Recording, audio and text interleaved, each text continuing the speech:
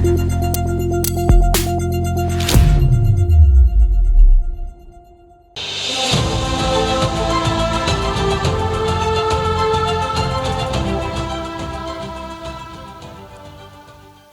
السادة الوزراء، أصحاب المعالي والسعادة، سفراء الدول الصديقة والشقيقة، السيدات السادة الوزراء، ضيوفنا الكرام، السيد والي الجهة، السيد عامل إقليم رحمنا، السادة رؤساء الجهة، السيدة رئيسة الجهة،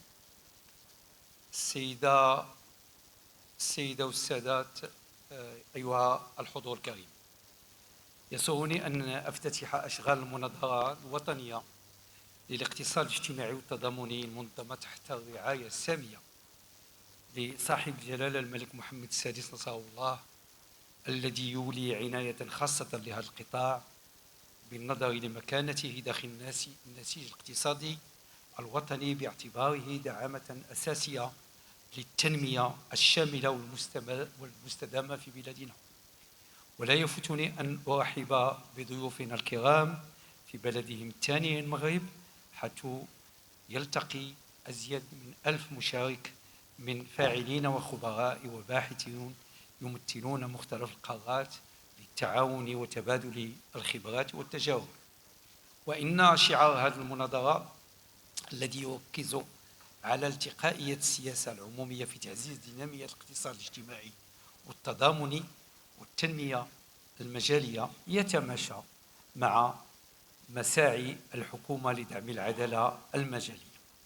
فمنذ تنصيبها عملت الحكومة على إحداث تحول مستدام للاقتصاد الاجتماعي لما يلعبه من أدوار في الحفاظ على الهوية الثقافية وتثمين الموروث الحضاري واستثمار المؤهلات البشرية التي تصغر بها بلادنا انسجاما مع الرؤية المتبصرة لجلالة الملك نصره الله التي عبر عنها في خطاب العرش سنة 2000، عندما أكد أن اعتماد اقتصاد السوق لا يعني السعي لإقامة مجتمع السوق، بل يعني اقتصادا اجتماعيا تمتزج فيه الفعالية الاقتصادية بالتضامن الاجتماعي. انتهى منطوق صاحب الجلالة.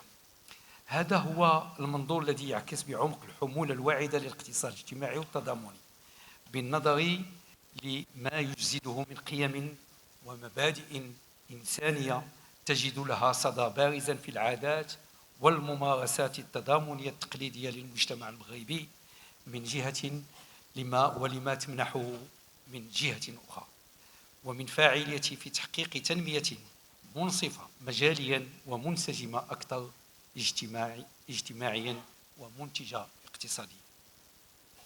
حضور السيدات السادة الوزراء بكثافة، لا الكمية ولا لا كاليتي، كنشكرهم على الحضور.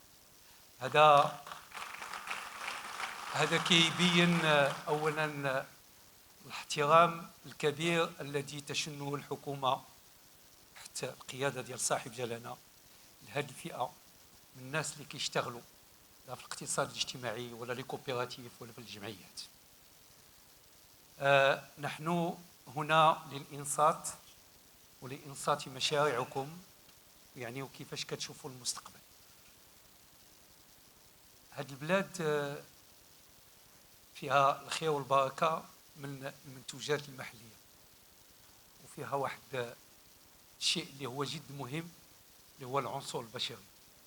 العنصر البشري كيشتغل، كيتعلم المهنة، ومن بعد كيتنظم وكيعمل لاسوسياسيون، كيعمل لا كوبيراتيف، ومن بعد إلا عطاه ربي كيعاونو راه كيمشي للشركات وكيولي مصدر. فأنا بالنسبة لي يعني كنوصلوا للجمعيات وكنوصلوا للاقتصاد الاجتماعي وكنوصلوا للكوبيراتيف، هذه هي بداية المنشأ ديال المقاولة المغربية، هي بداية المنشأ. وهذا هو الباساج اللي كيدوز فيه من لانفورميل للفورميل، يعني من الاقتصاد الغير الهيكلي الاقتصاد يعني الهيكلي. هذا شيء جد مهم كبير باش نساعدوا هاد الناس، لأنه يعني في الحياه ديال المقاول كاين واحد الظروف اللي هي متعدده اللي خصو يتعلم فيها، وبلي كيدوز في هذه المراحل وكينجحهم كيكون ناجح يعني خلال المسار ديالو كله. فحكومه يعني عملت برامج هما غادي توقعوا اليوم مع مع مع السيد الوزير والسيده الوزيره. عملت برامج هذه جوج الاسابيع ديال ليكسبورتاسيون ديال التصدير، واللي كانت حاضره فيهم كذلك يعني الوزاره ديال المكلفه بالصناعه التقليديه، لانه كاين واحد العدد ديال الامكانيات اللي يمكن لها تصدر. بلادنا فيها اكثر من 60,000 من 61,000 كوبيراتيف، هذا شيء جد مهم. تقريبا التعاونيات فيها اكثر من 800,000 765,000 بالضبط شخص اللي كتستافد، وكاينات 268,000 جمعيه. كل هذه موارد ايجابيه لبلادنا باش نصنعوا المستقبل ديال بلادنا والمستقبل ديال الكرامه والمستقبل ديال الدوله الاجتماعيه كما بغاها صاحب الجلاله الله يصوب. فين غتلقاو الزليج؟ في المغرب. فين غتلقاو يعني لا كاليتي ديال المجهول؟ تلقاه في بودنيب في المغرب. فين غادي تلقاو الهنديه واخا مرضات ولكن هي عوده رجعات. وهذه المنطقه راه هي كانت دائما معروفه وان شاء الله غترجع لها، غادي تلقاوه في المغرب. اللي كنقول الهنديه شوف لي ديريفي ديالها كلهم اللي كيشتغلوا فيهم يعني لي كوبيراتيف. اللي كنقول المجهول شوف الجريد اللي كيستعملوه الان. جي في شفت واحد الستاند هنا اللي هو سميتو الناس كتصيفط لسيلين وكتصيفط ال في ام اش وكتصيفط كتجيبوا من هذوك المنتوجات. ف انا كنت في اكادير وشت مع السيد رئيس الجهه وكان كيستقبل الناس ديال ال في ام اش باش يشوفوا الامكانيات ديال التطوير ديال الصناعه، يعني هاد الموارد المجاليه اللي هي جد مهمه، واللي خاص جميع الشركات العالميه الكبرى تشوف الابداع ديال المنتج المغربي والامكانيات اللي كاينه يعني في هذه البلاد. ف انا نعقل كنت رئيس الجهه في 2003. جيبيتو تالو السيده لطيفه اللي هي المديره ديال لاجونس دي وزيز، كانت انا ذاك كاتبه عامه معايا، وكنا كنشتغلوا على هذا الشيء ديال لي كوبيراتيف كيفاش يتنظموا. نقول لكم انه في 2003 اغلبيه ديال المنتوجات كانت كلها كتجيب البراك. اليوم كاين لومبالاج، اليوم كاين ليكسبور، اليوم كاين حجيره بغى كيدير غادي يوجد الديجيتال، كاين واحد العدد الامكانيات. اليوم كاين ولا شويه كاين التمويل ولا الابناك كتيق في هذا يعني في هذا المجال لنا فيه لي بوسيبيتي ديكسبورتاسيون. كل هذا باش نقول لكم بانه هاد لي ميتي اللي نتوما فيهم راهم ديال المستقبل، وهادو هما اللي غادي يعطيونا الحقيقه ديال التشغيل اللي بغينا. حنا كنقولوا 50,000 اللي خصها تجي يعني في السنوات المقبله، ولكن نمشيو اكثر، لان منتوجات بلادنا مطلوبه في العالم، مطلوبه في امريكا، مطلوبه في استراليا، مطلوبه في يعني في اوروبا، في العالم باسره، لانها منتوجات ذات جوده، وكاين تقنيه، وكاين الناس اللي كتشتغل بجديه، وكاين الابداع.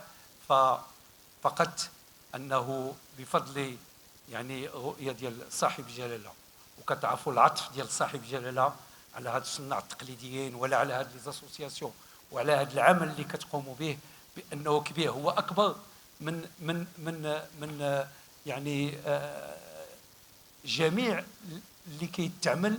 خصكم تعرفوا بانه 2000 سنه 2000 سيدنا يلاه وصل للعرش، اول من اولى الخطاب ديالو تكلم عليكم. دونك هذه يعني هذا عندها دلائل كبيره وعندها مفهوم كبيره. فاللي يمكن لي نقول باش نختم انه هناك امكانيات اللي هي كبيره. حكومه تساندكم في العمل ديالكم كلها، جميع الوزراء يعني هما موجودين معكم وغادي يشتغلوا معكم، ونتمنى لكم النجاح وشكرا.